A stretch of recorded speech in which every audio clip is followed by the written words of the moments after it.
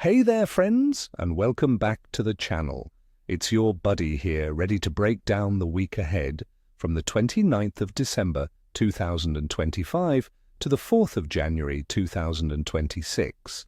And let me tell you, this isn't just any week. We're crossing over into a new year, and the fish know it. We're looking at a fascinating mix of unsettled summer weather to start, leading into one of the most powerful fishing windows of the entire lunar cycle.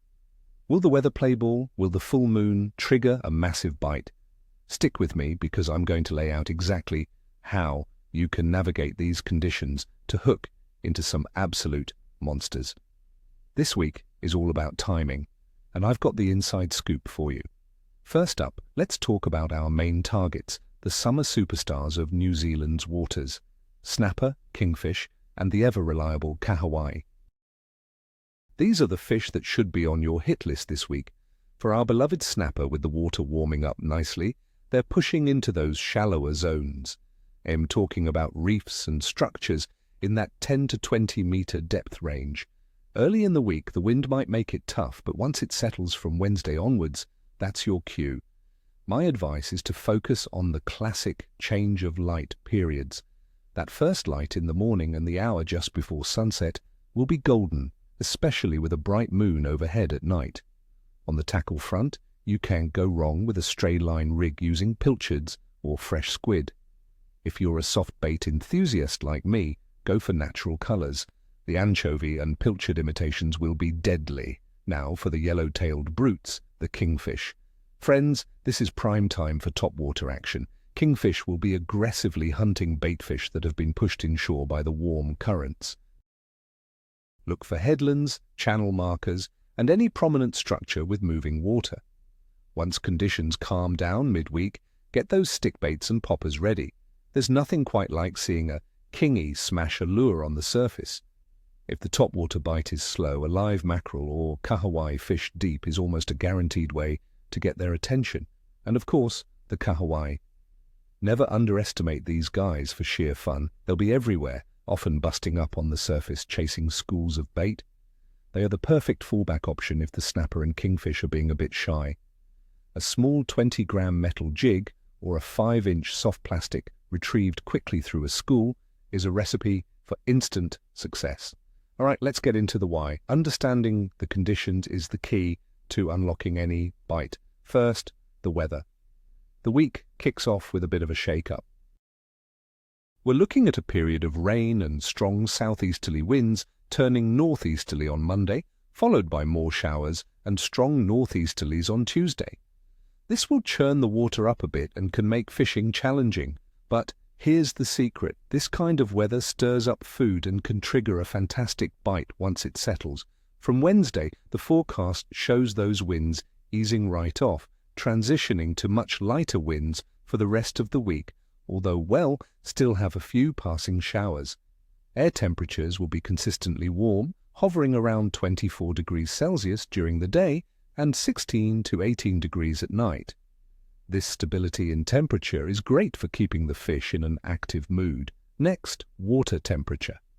The sea surface temperature around the North Island is sitting in that beautiful 19 to 20 degrees Celsius sweet spot. This is the magic number, friends. It's what draws the bait fishing close, and you know what that means. The big predators are right behind them.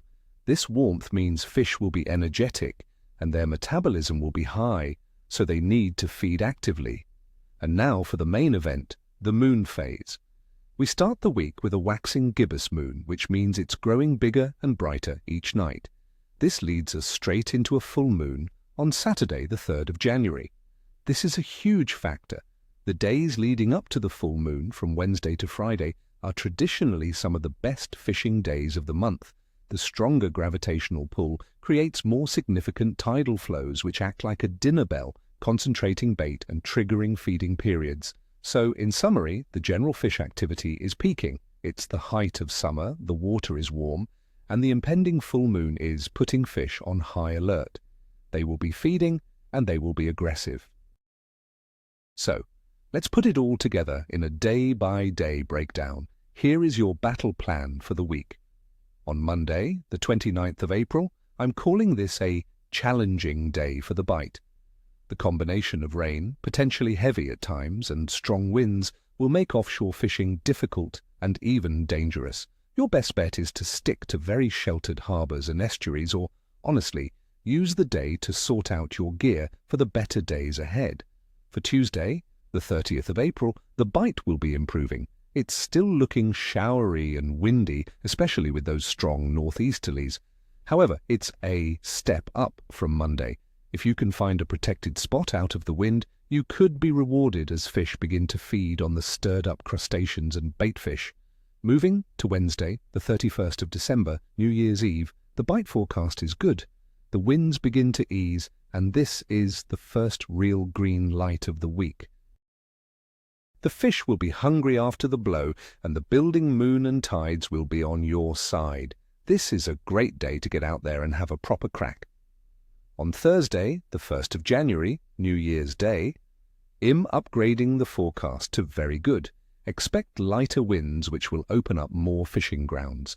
The fishing pressure should be high, but so should the fish activity. This is a prime opportunity with excellent tides leading up to the full moon. For Friday, the 2nd of January, my forecast is simple, excellent. This is the day before the full moon. In my experience, this is often the hottest bite of the entire lunar cycle.